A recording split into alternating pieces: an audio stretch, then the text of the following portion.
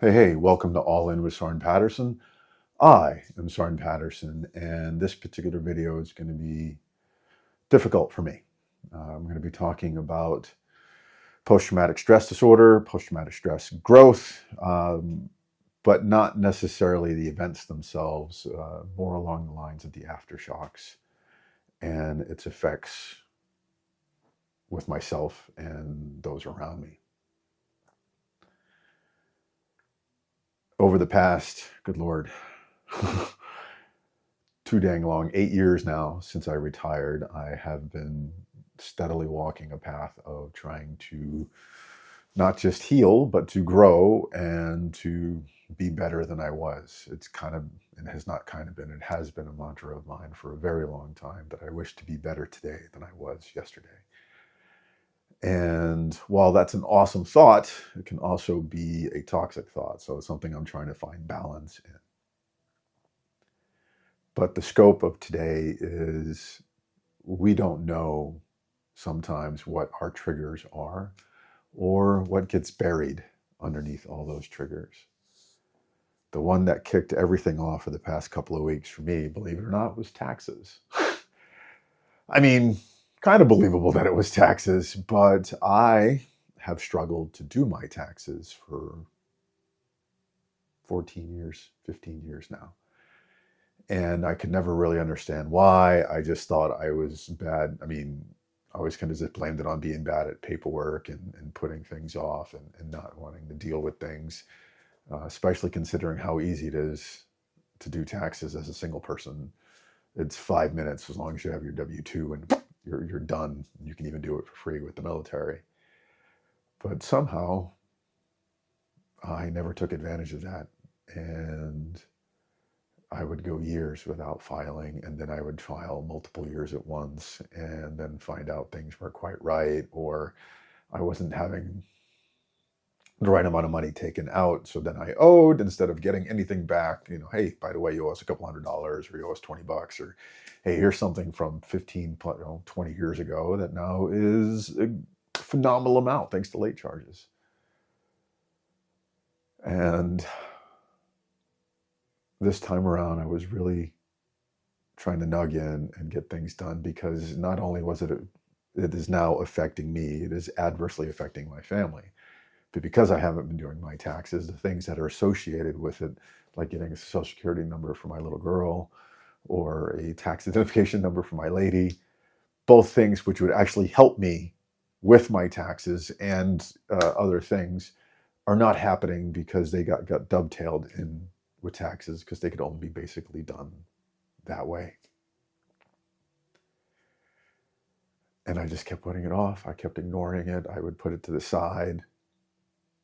My lady would ask about it, and I would hem and haw or put it to the side or get angry and defensive because I knew that I was wrong and I just didn't want to face it, or I couldn't admit it. So last year I tried to get things moving, and this year I put it off a little too long. But from February on, I was actually actively trying to get things moving, and it was a fight every time, and I couldn't figure out why until I was talking to my tax rep from H&R Block, and I almost broke down because my last combat deployment, if those, everybody, we all know that you get a tax break while you're in combat, which is nice. But since mine crossed 2 fiscal years, it was very hard to do and very odd. And during my last combat deployment, my mom passed, and I had to work with her estate and with my uncle, and I had to figure out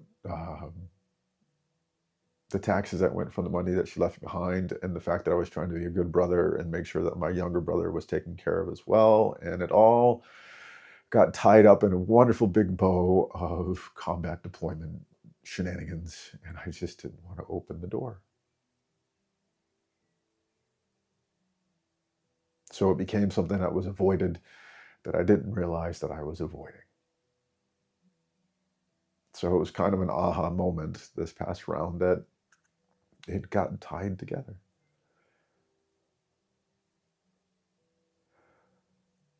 So, lucky for me, in some respects, I had an appointment with my therapist the next day, and I talked about that. And I went a little bit deeper, and a lot of imagery came up in my mind. And then I decided to try and share some of the darker imagery and everything with my lady. I'm not going to share that right now. But they're the things that haunt my nightmares. They're what keeps me awake, that punches me in the heart and makes me unable to breathe or hold my ladies very close, because there's an image and then their faces get placed instead. So to say that I was compromised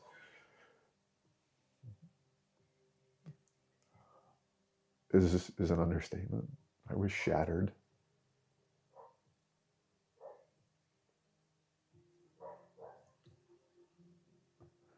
And because of that, even though that my lady was trying to be supportive and comforting and to do things with me, I just couldn't reel it in. So we ended up getting in a very bad argument. And she had said something that sent me spiraling. And for 2 days, we didn't talk, except in passing or if it was about the little one. That particular type of silence is extremely difficult for me. It always highlights how much I actually depend on just the little things that we say to each other and the fact that we were trying to build more comforting touches in the day. So I tried to be calm and put out how I felt, and then she was good and she did the same, and we kind of felt for a moment that we were not necessarily okay, but that we better understood why that happened, and we moved forward. But the thing is, I didn't get better. I was still compromised. I still couldn't sleep. The things that I had talked about were in my eyes all day. Because when you have complex PTSD, when you have normal PTSD, part of it is the fact that that which is in your memory that is traumatic becomes part of your day-to-day moment. Which means you're feeling that all over again. And you're seeing it. You're smelling it. Hell, you're tasting it. And I even got a whole week of silence, because they went to my mother-in-law's to spend some time because the kiddo had been asking for her.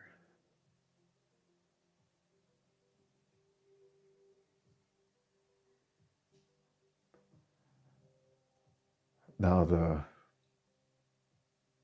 the kicker is, even as I was kind of coming together, I wasn't doing much around the house.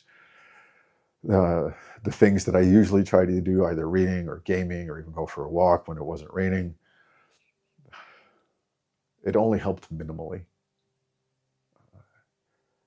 I have found when I go that deep, it's really deep, and it takes me a long time to swim back out and close the door and be able to process and look at what I have found so I can put it away. Not put it away, but let it go. And then I had, at the end of the week, right before my lady came home, a tragedy in our family that affected all of us.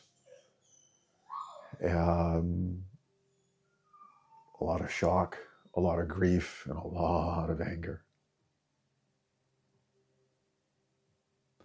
So even if I felt like I was catching my balance, this threw me back off my rocker. I became a lifeboat in a raging sea, while at the same time trying to be calm, or pretend to be calm, or present the calm, or whatever the hell it is. It just doesn't work.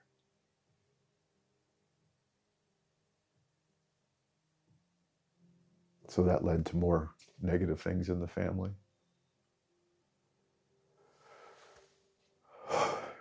Because grief is a bastard. Surprise, shock. It's all there. And now we're trying to process. So even though it's been quite some time since I first took that dip, I'm still swimming my way out. And that's what I mean by aftershocks. Because it's not just me who suffers, it's my family. And I'm quite sure after this many years, there's times where it just seems trite or disingenuous that I'm saying I'm trying.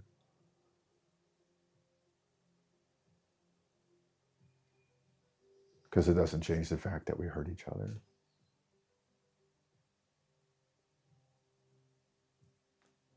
It's a right bastard. And I am struggling to process it all, to put it where it needs to be able to look at it, to not be overwhelmed. Yesterday, one of my friends that I work with for workouts, there was a miscommunication on timing, and then he ended up just basically canceling. So I said, I'm going to do my own personal workout. I'm not going to hold myself to where he's at. And it was probably a good thing, because the amount of anger that came out in that workout was startling. I'm quite sure if somebody was watching me, they would really kind of freak out, because I was trying to channel it all, because I need to find a way to release it without hurting myself or others. Of course, it still hurt me, because once I got clean, the psychosomatic wonderful migraine kicks in, and I couldn't even think straight, because I wanted to shoot this afterwards. I wanted to be clear-headed and not be just vibrating with everything. Unfortunately, that is very much a lost cause.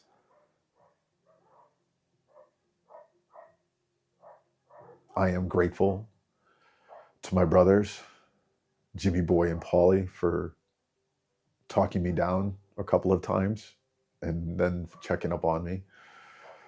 To a friend that I made here in Bulgaria, Tomasz, who just made time in his day just so I could get out of the house and be in good company. So I'm getting ready to fly back to the US to lay a family member to rest, and because of freaking bureaucracy and websites and things just not working, my ladies doesn't look like they're going to be able to join me, at least when I leave, though I do hope they can come.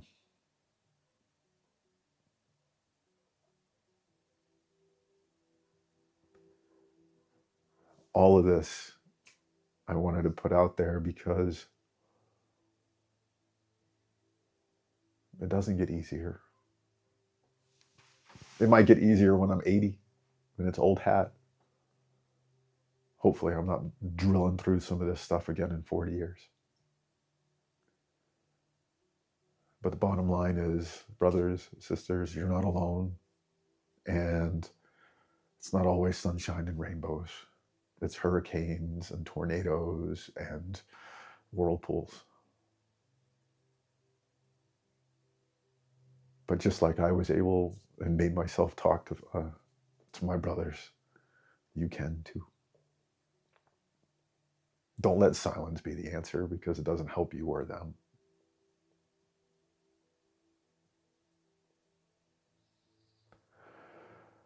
So if you do reach this point where I'm at, and you don't feel like you can talk to anybody, you can talk to me. Hell, drop me a note. We'll fire up a game on the Xbox, or if we have cross plays, whatever it may be. We can talk books. We can talk history. We can talk grief. We can talk firefights. Hell, we can talk about bad leaders. I'm sure we all have our fair share.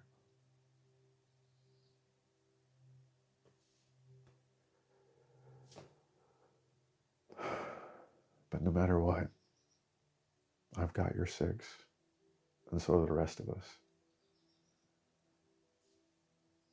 Thank you for listening.